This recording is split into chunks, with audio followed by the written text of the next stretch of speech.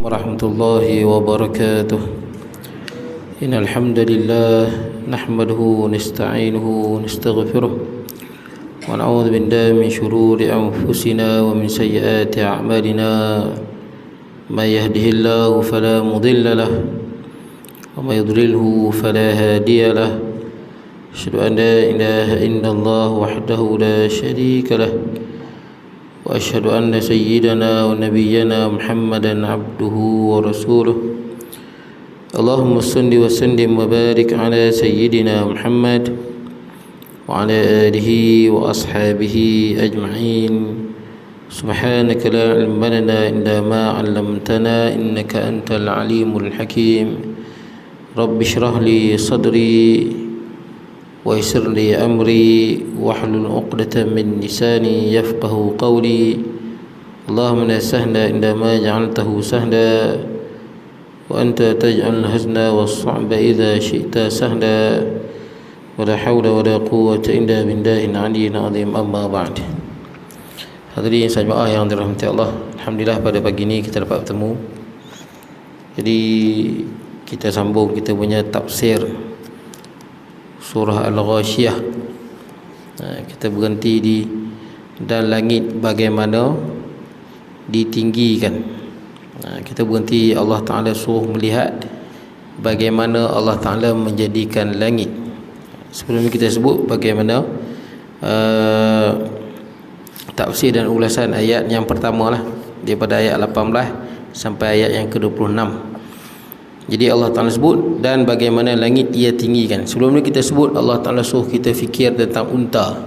Bagaimana Allah Ta'ala menjadikan unta satu binatang yang mempunyai keistimewaan bibir tebalnya, dengan mata ada selaputnya, telinga dan hidung boleh tutupnya, boleh minum air 30 liter. Satu kejadian makhluk yang hebat. Jadi hari ini kita tengok Allah Ta'ala sebut wa ilas samaa'i kaifa rufi'at, dan langit bagaimana ditinggikan. Qala Allah Ta'ala, firman Allah, wa ilas samaa'i kaifa rufi'at, dan tidakkah manusia itu melihat langit bagaimana dia ditinggikan. Ayat 18. Kata pengarang, tidakkah mereka melihat langit bagaimana ia diangkat dari bumi tanpa mempunyai tiang. Langit tak ada tiang. Dengan kita nampak. Yang kita nampak ni sebenarnya bukan langit lagi. Yang kita nampak ni dia termasuk dalam langit lah. Bila sebut langit ni selain pada bumi tu langit. Dia macam tu, samawat. Yang tuan-tuan tengok nampak warna biru ni sebenarnya biasan cahaya matahari. Cahaya matahari daripada matahari tu sampai ke bumi. Di bumi ni kita ada lapisan atmosfera. Ada 7 kan.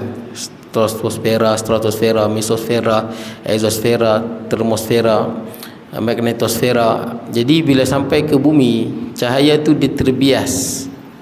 Dia terbias kerana partikel-partikel halus dan gas-gas di udara. Itu yang dia jadi kita nampak warna biru tu. Sebab cahaya ni walaupun cahaya yang sama, sebenarnya dia punya spektrum tu dia ada banyak. Tuan-tuan pernah tengok pelangi kan? Pelangi tu spektrum cahaya. Jadi cahaya ni bila dia ada biasan, dia akan keluar spektrum dia yang sebenar. Jadi spektrum cahaya tu yang paling pendek sekali biasan dia adalah warna biru dan ungu. Kalau paling panjang sekali, paling jauh adalah warna merah dan jingga. Itu yang orang yang kaji fizik, bila dia nak tengok planet, jarak planet dengan bumi ni, dia tengok cahaya. Tengok cahaya bintang tu. Kalau bintang tu makin lama kemerah-merahan, makin lama warna jingga, maksudnya bintang itu bergerak menjauhi kita, menjauhi titik pemerhati. Tapi kalau tengok bintang ataupun planet tu, meteor tu, makin lama warna dia kebiru-biruan, keungu-unguan. Mana dia datang ke bumi. Dia tengok warna pun dia tahu biasan cahaya. Jadi cahaya matahari tu bila sampai di atmosfera bumi, maka kerana gas-gas dan partikel-partikel halus ni, dia buat biasan pendek, biasan sikit je. Jadi jadilah warna biru dan ungu. Cumanya kita tak nampak ungu sebab mata kita ni, mata manusia lebih sensitif dengan biru berbanding dengan ungu. Itu yang kita nampak langit warna biru. Kalau tuan-tuan tengok gambar-gambar orang yang naik gunung Everest ke, gunung tinggi-tinggi ni, biasanya dia akan nampak langit ni, dia nampak biru tapi nak ke hitam. Itu kita kata biru ni sebenarnya biasan cahaya. Boleh juga tuan-tuan kata lapisan atmosfera. Baik, kemudian maka apakah mereka tidak melihat akan langit yang ada di atas mereka, bagaimana kami meninggikan dan menghiasnya, dan langit itu tidak mempunyai retak-retak sedikit pun. Tidak ada retak walaupun sedikit. Dan gunung ganang bagaimana ia ditegakkan. Tadi langit disebut pasal Allah Azza wa Jalla sebut tentang langit, dan saya sebut beberapa kali kat tuan-tuan, langit ini sangat luas dan kita tak tahu batasan dia. Sampai sudah kita tak tahu. Hatta kita dengan kita tengok, kita duduk dalam sistem suria ni pun ada 9 planet kan. Ada Marihnya, ada buminya, Neptunnya, ada Uranusnya. Ini semua planet ni dengan matahari pun ada jarak berjuta-juta. Bumi dengan matahari 150 juta, Marih dengan bumi 228 juta.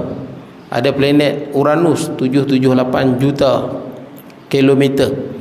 Jadi betapa luasnya sistem suria. Ini baru dalam sistem suria, belum planet-planet yang lain lagi. Kalau Pluto dengan matahari jarak dia 5 bilion kilometer.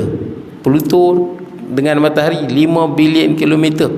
Sangat besar, baru dalam sistem suria dah 5 bilion kilometer, belum lagi galaksi-galaksi yang lain.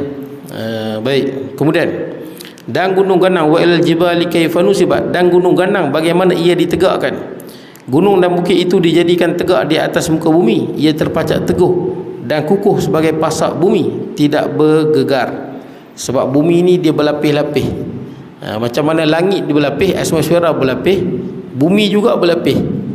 Jadi bila dia berlapis, dia plate tektonik, dia bagi plate tektonik itu, bila dia menggelusur, dia boleh menggelusur.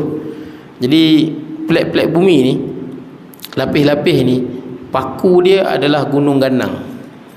Sebab tu dalam surah yang kita sebut sebelum ni, surah Amma Yatasaalun, Allah Ta'ala sebut tentang gunung wal jibala autada, dan gunung itu sebagai pasak. Pasak ni, sebab tu gunung Semanggi tuan-tuan tengok macam ni, bawah dia pun macam tu. Dia bukan atas, bawah pun dia ada. Bawah dia macam tu juga. Macam orang buat binaan. Tuan-tuan tengok orang buat KLCC, kenapa kukuh? Bangunan tu kalau nak kukuh, dia punya piling pun kena sama tinggi dengan dia, baru dia stabil. Dia tak boleh kalau KLCC itu piling dia pendek ya, memang dia runtuh. Piling kena sama tinggi dengan dia sekurang-kurangnya lah. Baru dia jadi kukuh, seolah-olah atas dia pegang, bawah dalam pun dia pegang. Baik. Jadi konsep tu sama dengan konsep gunung. Sebab gunung ni, sebab tu bila orang tarah atas gunung, macam paku yang hilang kepala dia. Paku kan, kita paku papan, kita buang kepala paku. Tu yang kadang-kadang dia boleh menggelusok, tanah runtuh. Apabila manusia tarah bumi, dia jadi, bumi dah jadi tak stabil, plate dia tu dah tak stabil. Itu yang dia boleh menggelusur, tanah runtuh dan sebagainya. Baik. Jadi gunung ni sebagai pasak. Melihat kepadanya akan menimbulkan rasa hebat dan kagum. Kewujudan itu boleh menjadikan panduan untuk orang yang menggembara di darat dan di laut. Apa yang lebih menarik di sini munculnya mata air yang dingin dan mengandungi berbagai garam galian. Dari bukit juga boleh diambil batu-batu besar, mamar dengan berbagai corak dan warna yang menarik. Ini batu kapur lah, akan ambil mamar, mozaik dan sebagainya daripada bukit. Kemudian wa ilal ardi kaifa sutihat, dan bumi bagaimana ia dihamparkan. Kalau tuan-tuan ingat, Allah Ta'ala jadikan langit bumi ni selama dalam masa 6 masa kan, fi sittati ayyam, dalam masa 6 masa ataupun 6 hari. Daripada 6 hari ni ataupun 6 masa ni, 2 hari ni Allah lengkapkan bumi untuk makhluk. 2 hari. Yang 4 tu, langit ni 2 hari ya. Tapi bumi ni Allah Ta'ala nak jadikan ada apa? Pokoknya, ada sungainya, ada lautnya, ada gas hidrogennya, nitrogennya, oksigen, karbon dioksida. Bumi, lapisan bumi nanti kita sebut ada 7 lapisan buminya. Allah jadikan selama 2 hari ataupun 2 masa. Sebab tu saya berani sebutlah, walaupun saintis nak cari planet dekat luar mana planet yang manusia boleh hidup. Sebab saintis ni dia pergi banyak merata ni, dia cari 2 benda ya. Ada 2 benda ni dia boleh kata ada kehidupan. Yang pertama oksigen, yang kedua air, terutama air ya. Itu yang dia perlu cari, air tu. Mana-mana planet yang ada air. Kalau ada air, ada oksigen, kemungkinan ada organisme ataupun mikroorganisme, boleh jadi ada kehidupan. Tapi berani sebutlah tuan-tuan, yang kita belajar ni dalam Quran sebut memang tak ada lah. Yang besar-besar tu planet-planet tu, itu semua tempat para malaikat. Tu yang besar. Planet sangat luas. Siapa yang duduk di planet luas-luas tu, itu semua tempat para malaikat. Para malaikat ni tempat di langit, termasuk segala jenis planet. Itu semua tempat para malaikat yang bertasbih, malaikat yang memuji Allah.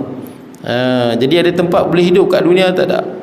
Walaupun mereka tengah bersaing nak buat tempat kehidupan. Jeff Bezos, Elon Musk nak buat penempatan di Marikh. Marikh pun tak boleh hidup pun. Kalau dia nak buat penempatan pun, dia buat rumah yang mana ataupun bangunan yang dalam bangunan tu ada oksigen. Sebab dalam luang oksigen tu dia tak ada. Kalau habis oksigen mati. Dan tuan-tuan duduk di bumi ni, tuan-tuan boleh, sebab suhu bumi ni kebanyakannya 22 darjah Celsius lah, secara umum lah 22 darjah. Dan kita punya udara okey. Luang bumi tuan-tuan, angkasa lepas ni, dia bukan macam kita ni. Kita segar sebab pokok-pokok dia ada proses fotosintesis, dia keluarkan wap air pagi-pagi kan. Tuan-tuan pasal pagi-pagi kalau rumah tu tak ada pokok, segar je rasa kan, oksigen dan wap air tu. Di angkasa lepas, keluar atmosfera ni, termasuk planet-planet, dia bukan macam tu. Bau dia lain. Tuan-tuan baca tentang apa, orang yang pergi angkasa lepas kan, yang dia duduk angkasa lepas kan, dia keluar, kadang-kadang dia keluar daripada kapal angkasa tu.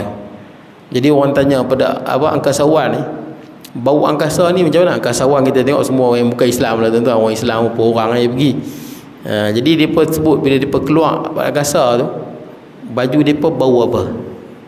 Dia bau dia macam tuan-tuan masak daging panggang. Itu bau angkasa lepas. Tuan-tuan hidup macam mana tuan-tuan? Bau dia macam daging terbakar. Sebab tuan-tuan tahu matahari yang menyala-menyala ni, dia bertukar hidrogen kepada nitrogen kan? Helium, hidrogen kepada helium. Jadi proses pembakaran tu, itu yang luar atmosfera, bau dia bukan bau macam kita ni segar, dia bau macam daging yang dibakar. Tentang panggang daging atas stick yang dibakar macam tu lah bau angkasa lepas. Baik, jadi tuan-tuan, ni bumi dihamparkan, planet lain tak ada. Maksudnya bagaimana bumi dihampar luas supaya penduduk tinggal tetap dan selesa di atasnya.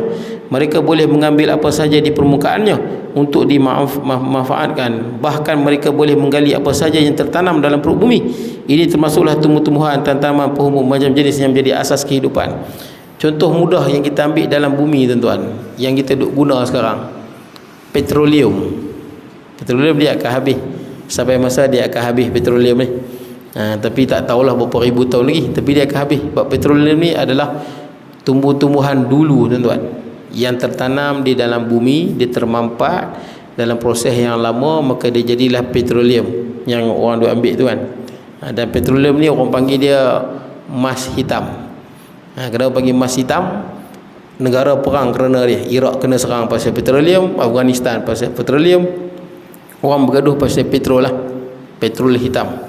Pentingnya petroleum tu lah. Jadi kita guna dalam kapal terbangnya, kereta kita, semua daripada hasil bumi tu. Minyak yang kita pakai ni semua daripada dalam bumi tu, yang usia dia ratusan juta tahun, mungkin bilion tahun kita ambil dan kita manfaatkan dia sebagai sumber tenaga. Baik. Kemudian, tanah yang kelihatan terhampar pada pandangan manusia bukanlah bermakna bumi ini tidak bulat. Kerana bulatan sebagaimana disebut oleh Ar-Razi, apabila saiznya terlalu besar, maka setiap bahagian yang kecil daripadanya itu kelihatan seperti hamparan. Bumi ini bulat. Bumi bulat. Dan inilah pandangan yang benar. Bumi bulat tuan-tuan. Quran tak sebut dulu, tapi Quran sebut secara, kita panggil secara indirect, tidak langsung. Yukawwirul lail 'alan nahar wa yukawwirun nahar 'alal lail. Quran sebut Allah meliputi malam pada siang dan siang pada malam.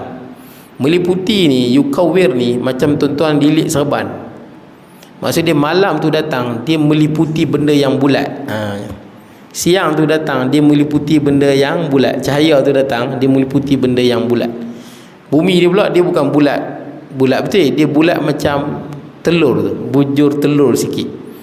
Jadi Ulama dulu ada sebut dah bumi ini bulat. Walaupun ada fatwa ulama, kalau tuan-tuan baca fatwa ulama yang tak terkenal lah, kata bumi ini bukan bulat. Sekarang pun ada orang percaya tuan-tuan, bumi ini datar. Lah ni ustaz di Malaysia pun ada percaya tuan. Saya pun pelik macam mana boleh dia boleh percaya benda bumi ini datar. Datar dia panggil gang flat earth. Orang yang percaya bumi ini datar. Habis tu kalau tuan-tuan jalan sampai hujung, kalau tuan-tuan sampai jalan hujung, tuan-tuan jatuh ke angkasa lepas. Pelik lah tuan-tuan kan? Tapi orang percaya. Geng-geng flat earth ni, dia kata sampai artis pun ada percaya, orang nasyid intim pun percaya, ustaz pun ada percaya. Dia sebut kalau saya fatwa sebahagian apa kita kata ustaz-ustaz di Saudi Wahabi lah, sebahagian-bahagian ustaz-ustaz orang Arab lah, sampai disebut siapa yang tak kata bumi ni datar dia kafir. Sampai ada keluar fatwa macam tu. Sebahagian di Saudi tu lah, bukanlah semua tu, ada sebahagian yang keluar fatwa siapa tak kata bumi ni bulat, siapa tak kata bumi ni datar, maka dia kafir. Dia kata ini hamparan. Hujah dia hamparan. Hamparan ni yang dimasukkan dalam ni, hamparan dalam mata kita. Sebab bila benda tu besar, ni Ar-Razi sebut ni, Fakhruddin Ar-Razi ni ulama Asy'ariyah hebat lah. Imam Fakhruddin Ar-Razi ni hidup lebih kurang 900 tahun dahulu. Dia sebut bumi ni bulat, tapi disebabkan saiz dia sangat besar, kita nampak macam hamparan lah, kita halui. Kita ni kecil tuan-tuan, tu kita nampak macam hamparan.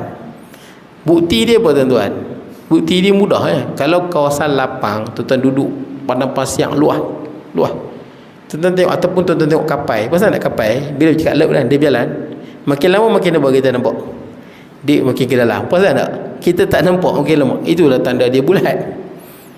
Sepatutnya kalau kita duduk di sini, kita teropong, kita akan nampaklah kapal sana. Betul tak? Tapi kenapa tak nampak? Sebab bumi tu bulat. Jadi bila dia bulat dan dia besar dan dia ada graviti, bila ada graviti, kita bergerak dengan bumi, dia putar, kita bergerak dan kita tak berasa. Baik. Jadi tuan-tuan, ni antara fatwa yang sepatutnya tak disebut lah, tapi kadang-kadang ada ustaz sebut. Jadi agak bagi saya tak patut lah. Memang kalau tuan-tuan nak buka dalam kitab, ada fatwa. Fatwa ni pendapat ulama yang mana disebut tentang apa? Fatwa ulama yang sebut tentang matahari, astronomi, dan kita tak patut ketengahkan lah, kekal sebagai fatwa lah. Memang fatwa tu terbukti salah lah, pandangan, bukan fatwa ijtihad. Kita kata ijtihad. Ada yang kata matahari ni, dalam kitab yang terkenal di Malaysia ni, kitab Furu'ul Masail.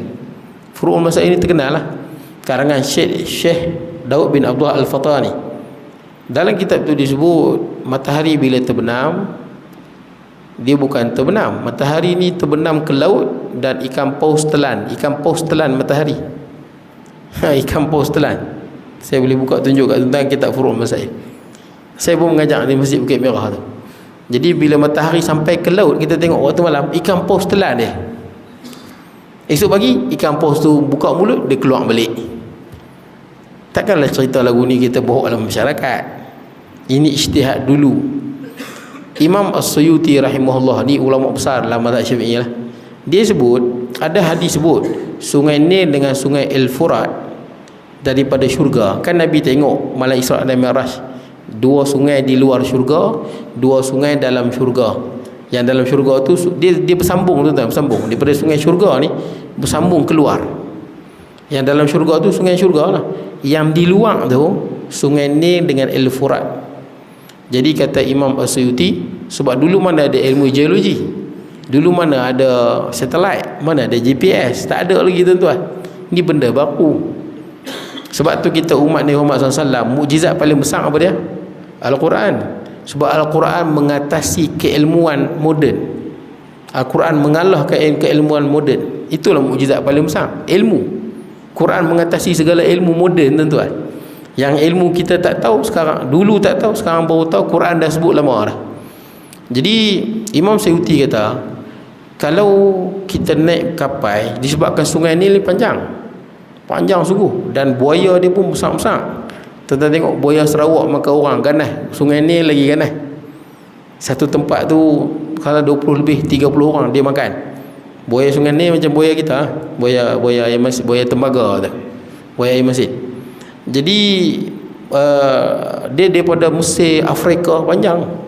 Kata Imam Suyuti, Sungai Nil ni lah disebabkan panjang sangat, memang panjang sungguh. Kita tak kalah kat naik kapal ni nak sampai hujung tu, memang tak larat sebab terlalu panjang.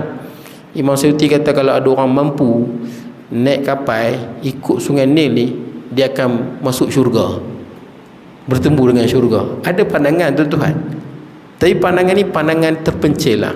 Pandangan yang kuatnya, Sungai Nil ni dengan Sungai Al-Furat ni, dia memberi manfaat kepada penduduk bumi seperti mana Sungai Syurga memberi manfaat pada penduduk syurga. Dia ada makna simbolik dia. Itu pandangan yang kuat sebenarnya. Baik, sama dengan ni tuan-tuan, bumi itu bulat, jangan lagi sebut datar tuan-tuan. Sebab dia orang sebut datar ni, sebut bumi ni datar, lepas tu tepi-tepi bumi tu katanya datar, tepi-tepi bumi tu ada gunung ganang ais katanya. Keliling bumi ni, kan bumi datar bagi dia apa? Keliling bumi tu gunung-gunung ais dan dijaga oleh Amerika dan NASA. Siapa yang cuba lintah akan ditembak mati. Mengarut sungguh. Tapi dia pun percaya tuan-tuan. Bumi, tuan-tuan fikir logik lah. Tuan-tuan boleh naik kapal terbang kan, main mana datar ya. Tuan-tuan boleh naik kapal terbang, pusing bumi pun boleh, main mana datar ya. Tapi orang percaya lah. Sampai saya tengok golongan flat earth ni, bukan asalnya daripada orang Islam, asalnya orang bukan Islam. Macam anti vaksin lah, anti vaksin ni bukan daripada ulama-ulama muktabar pun. Golongan anti vaksin ni berasal daripada orang non muslim sebenarnya, yang berkempen dan sebagainya. Jadi tuan-tuan, golongan flat earth di luar negara tu sampai sanggup buat roket sendiri, sebab nak buktikan yang NASA ni tipu, bumi adalah datar. Ada satu yang saya tengok tu, dia habiskan duit berapa juta dia buat roket, sanggup habiskan duit. Orang bukan Islam dengan ilmu tuan-tuan, dia buat roket dan dia naik roket tu, dia naik terbang sampai tengah jalan meletup, mati dia. Baik, jadi tuan-tuan senang kata, tuan-tuan tanya Syekh Muzaffar yang pernah naik ke naik, dia pun bagi tahu bumi ni bulat. Syekh Muzaffar kan ada kita punya angkasawan satu-satunya orang yang pernah naik ke ISS, dia nampaklah bagaimana bentuk bulatnya bumi tu, yang pernah sampai ke atas. Jadi kita ada seorang dah, Syekh Muzaffar, Arab Saudi pun nak hantar seorang perempuan katanya, yang naik ke atas dia akan nampak bumi ni bulat. Masalahnya tuan-tuan, nak naik tu makan kos dia juta, makan dia bukan murah. Baik, tapi Quran sebut bumi ni bulat. Ini Ar-Razi pun sebut, Fakhruddin Ar-Razi pun sebut. Jadi kalau ikut fatwa sebahagian syekh, ada seorang dua syekh di Saudi, dia kata kafir siapa tak mengatakan bumi ini datar. Bumi bukan datar, bumi ni datar dalam pandangan kita. Itu yang betulnya, pandangan kita datar, tapi bumi ini pada hakikat dia bulat kerana dia luas. Contoh lain tuan-tuan, matahari terbit dan terbenam, betul tak? Matahari terbit, matahari terbenam. Terbit dan terbenam matahari, orang putih pun sebut sunset dengan sunrise, sunset. Sunrise, matahari terbit. Sunset, matahari terbenam. Sedangkan matahari dia terbit terbenam ke tak? Matahari tak pernah terbit, matahari tak pernah terbenam. Matahari nak terbenam apa? Besar. Dia besar, dia mana terbenam? Matahari terbenam, habislah bumi tuan-tuan. Matahari tak pernah terbenam, saiz dia besar. Sebenarnya peredaran bumi di atas paksinya. Habis itu kita kadang-kadang kita sebut matahari terbenam dan matahari terbit. Terbenam dan terbit dalam sudut pandang kita. Boleh sudut pandang kita. Itu yang ada orang petikaikan Al-Quran. Tentang baca dalam surah Al-Kahfi itu kan, ada seorang Kristian tu dia petikaikan, kenapa Iskandar Zulkarnain mengatakan dia melihat matahari terbenam dalam lumpur laut, dalam lumpur hitam kan. Dalam tu ada sebut matahari terbenam dalam surah Al-Kahfi, terbenam dalam laut yang berlumpur hitam. Kata Dr. Zakir Nak, dia jawab, Dr. William Campbell lah, Dr. William Campbell tu kata nampak Zulkarnain nampak matahari terbenam dalam laut lumpur hitam. Kata Dr. Zakir Naik, memanglah kita kalau duduk di tepi laut, kita akan nampak matahari terbenam dalam laut, betul tak? Sudut pandang kita. Dia nak cerita sudut pandang kita. Kita nampak macam terbenam dalam laut, betul tak? Nampak dia turun dalam laut, macam tu dalam. Padahal itu sudut pandang kita. Yang Iskandar Zulkarnain pun kata nampak sudut pandangan Iskandar Zulkarnain. Baik, kemudian hanya makhluk di atas saja yang dikemukakan sebagai contoh kerana ia lebih hampir kepada manusia melihatnya. Mereka melihat binatang ternakan pagi dan petang, melihat langit yang memayungi, gunung gandang yang berhampiran dan bumi yang dipijak. Jadi tuan-tuan tengok bumi, tuan-tuan fikirlah tentang keajaiban, keindahan ciptaan Allah. Tuan-tuan tengok, terutama benda-benda yang berwarna hijau, dia akan melahirkan ketenangan di dalam hati. Tengok benda pokok-pokok hijau, tuan-tuan tengok air yang mengalir. Tuan-tuan kalau ada masalah, pergilah mana-mana kan, Batu Kurau ke apa, tengok air mengalir kan, Sungai Sempeneh ke, air mengalir, tengok pokok hijau, dia akan melahirkan ketenangan di dalam hati. Baik, kemudian Allah merintahkan Nabi supaya memberikan peringatan dengan bukti-bukti ini. Baik, kemudian maka berilah peringatan. Kalau tuan-tuan ingat dulu saya pernah cerita kan, ada orang doktor Jerman, arkitek yang handal, masuk Islam kerana apa? Kerana bunyi air yang mengalir kan, bunyi air yang mengalir, masuk Islam dia. Sebab seorang arkitek Jerman ni, saya lupa nama dia saya cerita kat tuan-tuan dulu. Dia baca tentang dalam Quran ni bila sebut tentang syurga, dia kata apa? Jannatun tajri min tahtihal anhar. Tuan-tuan perasan tak? Dia mesti macam tu, syurga yang mengalir air di bawah dia.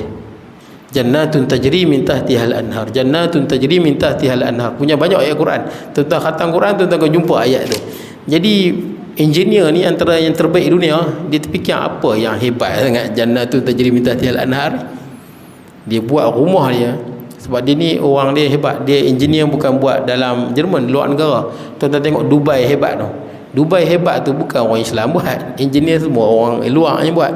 Dia banyak duit je, dia duit banyak. Burj Khalifah ke apa ke semua dan Muslim ya, arkitek dia yang handal-handal tu. Jadi arkitek Jerman ni, dia buat satu rumah dia macam-macam dia buat, lawa lah. Bawah dia punya apa, lantai dia tu, dia buat lantai kaca. Lantai kaca, dia buh batu-batu bagi ayak jalan. Dia ada mesin lah, mesin macam bagi jalan kan. Jadi dia dah siap rumah dia, dia pun pergi keluar daripada Jerman lah, kerja outstation, kerja dalam 3 bulan kot. 3 bulan dia tak balik Jerman, lepas tu dia balik. Masa dia balik tu, dia tak balik rumah bini dia lagi, dia balik rumah yang dia baru buat tu lah, rumah special dia buat tu, rumah yang mana ada air mengalir bawah dia. Dia masuk rumah dia, dia pun pasang suis apa, lepas tu dengan apa, air mengalir bawah dia tu, air mengalir bawah lantai dia lah. Dia duduk Ustaz, duduk tiba-tiba dia rasa segar badan dia, hilang letih 3 bulan keluar tu. Dia jadi pelik tu pasal apa dia rasa segar badan dia, tak macam selalu dia letih fikiran, letih akal lah, letih otak berfikir, letih badan. Tiba-tiba dia rasa segar, rasa macam okey balik badan dia. Dia fikir adakah corak dinding ni, adakah corak siling ni. Dia jadi pelik pasal apa, dia cari semua. Last kali dia kata bunyi air ni kot, dia tutup semua lampu, dia duduk seorang-seorang, dia dengar bunyi air yang mengalir tu bawah apa, bawah lantai dia tu lah. Dia dengar bunyi tu, dia rasa tenang hati dia. Oh, yang ni sebab dia patut Quran sebut jannatun tajri min tahtihal anhar. Tu tuan-tuan kalau kat dunia susah hati, pilah tempat-tempat tengok alam. Tengok alam, tengok air, tengok, dia akan jiwa tuan-tuan dia terubat lah. Ni masalah orang bunuh diri apa, susah hati apa, duduk dalam bilik terperap dalam bilik, main game lah apalah, itu yang lama-lama bunuh diri. Jangan duduk terperap. Anak-anak ke siapa-siapa yang tension ke apa, cerai ke, putus cinta ke, kerja kena buang ke, jangan duduk seorang-seorang, duduk merendung masalah takkan selesai. Tuan-tuan fikir, jalan pergi tengok alam, jiwa tuan-tuan akan terubat. Kemudian Allah merintahkan Nabi SAW supaya memberikan peringatan dengan bukti-bukti ini. Firman Allah, maka berilah peringatan kerana sungguhnya kamu hanyalah orang yang beri peringatan, kamu bukanlah orang yang berkuasa atas mereka. Allah Ta'ala katakan Nabi SAW bagi peringatan sebab Nabi hanya kerja bagi peringatan dan Nabi tak berkuasa pada mereka. Innama apa? Fazakir innama anta muzakkir. Beri peringatan kerana kamu ni hanya sekadar beri peringatan. Lasta alaihim bimusaitir. Nabi ni tak boleh nak tawan mereka. Nabi tak boleh menguasai mereka. Maksudnya Nabi ni tugas menyampaikan, samalah ulama-ulama ustaz-ustaz menyampaikan. Dr. Yusuf Qaradawi meninggal kan, tuan tengok macam-macam. Yusuf Qaradawi ni antara orang yang alim, saya ingat pada kurun ni antara yang alim lah. Kan saya dulu beberapa kali terfikir adakah dia ni mujaddid, saya terfikir lah, wallahu alam. Tapi kenapa dia dibenci, dimusuhi? Dia mati di Mesir, tak boleh semayang, jenazah dia pun tak bagi. Yusuf Qaradawi ni dia sempat belajar dengan Hasan Al-Banna, Muhammad Ghazali. Dia pun ni ulama yang berjuang, ada gitu. Ikhwan muslimin, dia bukan ulama yang sekadar mengajar tu berzikir menari sikit ke apa, dia tak ada, bukan geng-geng dulu tu. Dia ulama yang berjuang. Dia ulama yang berjuang, dia masuk penjara lama, bertahun dalam penjara. Hasan Al-Banna mati kena tembak, muda-muda kena tembak. Pasal apa? Berjuang. Nak nampak Islam ni dimartabatkan, nak nampak Islam ni disebut dalam parlimen, disebut dalam, dia nak Islam tu dimartabatkan. Golongan ni biasanya memang orang tak suka. Penjajah kalau sekadar geng-geng, kalau dia ada mana-mana orang yang dia zikir, menari, geng-geng dia, biasanya penjajah pun tak kacau, tak ada kan, tak apa. Jemaah tabligh orang tak kacau, tak apa, tak ada masalah. Tapi orang yang nak martabatkan Islam, ini pantang. Itu yang dia suruh dia masuk penjara. Saya ingat berapa tahun, masa lama dia masuk penjara. Lama masuk penjara, dicerita bagaimana ikhwan muslimin yang kena tangkap, dan dia dibuang oleh Mesir. Mesir buang dia. Dia tak boleh balik Mesir, dan dia dihukum bunuh. Kalau dia balik Mesir, dia akan dihukum bunuh. Dia lahir di Mesir, Mesir buang dia. Dia pernah masuk Mesir mengajar, tak lebih 2 jam. Lebih 2 jam tangkap, masuk dalam penjara bawah tanah. Penjara Mesir bawah tanah tu untuk ikhwan muslimin ni bukan macam penjara kita ni besar rahmat lah tuan-tuan. Walaupun satu sel duduk 4 orang ke 2 orang ke, penjara Mesir dia duduk rapat. Kalau diri memang berdiri, tuan-tuan tak boleh duduk, dia rapat untuk diri saja. Duduk tuan-tuan. Kalau setahun tuan-tuan berdiri, keluar memang tuan-tuan OKU lah, habis ni krem habis semua ni. Tangan tuan-tuan, cuba tuan-tuan simen, buat tutup ni simen, tutup 3 bulan sekali tuan-tuan tak boleh main lah, dia krem habis. Diri kejam. Ramai dah yang orang nak ke Islam kena. Mesir buang dia, tapi Allah Ta'ala gantikan yang lebih baik. Mesir buang dia, Qatar ambil. Mesir ni antara negara yang, kalau tuan tanya orang pergi Mesir, negara nombor 2 terkotok di dunia. Nombor 1 India, nombor 2 Mesir. Kotok. Kalau tuan-tuan pergi Mesir ni, kalau tuan-tuan tengok dia duduk kat dinding, dia buat apa? Dia berkencing. Likulli jidar, kullu jidar hammam. Tiap-tiap dinding tu tandas. Terkadang tuan-tuan lalu tengok ada 2-3 orang kan duduk. Lepas tu mereka pergi, elok nampak ayat kencing tu kat dinding tu. Memang hadis Nabi tu, Nabi kata azab kubur pasal kencing tu memang kena dengan mereka. Memang kena sungguh. Kencing dengan tak basuh goncang-goncang mana boleh. Dia kena basuh. Dia pun kotor tuan-tuan. Sampai ada kawan saya sebut mama-mama Arab menega di pasar tu, menega ikan ke apa, rasa nak kencing kat situ ayat kencing meleleh kat kaki kawan saya lalu. Masya Allah, kotor tuan-tuan. Tandas jangan tandas kotor sungguh. Mesir yang kotor ni, yang miskin ni, buang dia. Qatar ambil. Tuan-tuan pernah pergi Qatar? Qatar antara negara yang paling bersih di dunia, antara yang paling bersih. Pergi Qatar, bersih sungguh, jauh lah, langit bumi lah dengan Mesir ni. Qatar ni kerja guard saja pun gaji 15,000. Guard saja 15,000 gaji. Jangan sembang yang lain lah. Tentera private. Orang Qatar ni tentera dia private. Masuk tentera, habis kursus 34,000. Itu pun orang kata 34,000 sikit lah gaji. 34,000 sikit gaji. Kita tu gaji Perdana Menteri kot 34,000. Malaysia ni cikgu kerja sampai pencen pun, Allah, 15 tak dapat. Tak sampai 15. 11 kot, DG 54 rasanya. 11 ada kot, 11 12. Depa pak gad 15, cikgu nak tunggu pencen tu. Ada cikgu saya jumpa tingkatan 6, DG 54. Tanya gaji apa? 11 dia kata. 11 tu nak pencen dia tu, berapa 11? Belum kira hutang yang banyak. Baik tuan-tuan. Jadi Mesir buang dia, Qatar ambil. Meninggal pun dia Qatar. Begitu saya pun pelik bagaimana orang yang 96 tahun daripada dia balik sampai, yang saya sedih Yusuf Qaradawi ni bukan apa, waktu dia kecil, tok guru dia tanya nak jadi apa, Dia kata saya nak jadi Syekhul Azhar, saya nak jadi syekh pada Universiti Al-Azhar. Rupanya Mesir buang dia, Universiti Al-Azhar buang dia. Dia punca dia bukan apa, kerana dia ni ikhwan ni, dia pejuang Islam, orang yang nak martabatkan Islam. Itu dia. So, kalau Al-Azhar ni pegangan sebahagian dia pun Islam ni tak perlu diperjuangkan. Dia berada Islam tak perlu diperjuangkan, pandangan sebahagian dia sebut. Islam ni BP lah, tunggu Imam Mahdi mai. Ada pandangan aku tu, ada. Walaupun pandangan ni memang mengarut kita dengar, tapi ada yang balik Mesir percaya pandangan tu. Dia sebab tu dia tak terlibat dengan perjuangan Islam. Pasal dia kata Islam ni BP je, dia bergerak lagu tu. Kita tak payah duk kalut berjuang. Tunggu Imam Mahdi. Sungguh pahaman ni walaupun dengar mengarut, nonsense apa orang putih sebut, tapi orang percaya, balik percaya pahaman tu. Tu dia tak suka orang yang berjuang, dia tak suka. Cerita bab Islam dia tak suka. Agama ni biar nanti Imam Mahdi mai selesai. Macam tu punya pahaman pun ada, tuan-tuan. Ada, boleh saya datang kan. Tapi sayangnya ada yang bukan semua, sebahagian kecil yang balik Mesir dia jadi lagu tu. Sebahagian kecil, majoritinya dia faham Islam. Majoriti balik Mesir ni hebat-hebat semua. Habis sebahagian dia tak apa, tuan-tuan. Saya habiskan sikit, tuan-tuan. Berikanlah peringatan wahai Muhammad dengan apa yang diutuskan kepadamu. Berilah amaran yang menakutkan mereka. Alihkan pemikiran mereka kepada perlunya mengamati dalil-dalil dan bukti-bukti yang menunjukkan kekuasaan Allah ke atas semua perkara. Di antaranya ialah hari kebangkitan. Engkau hanya diutuskan sebagai pemberi peringatan.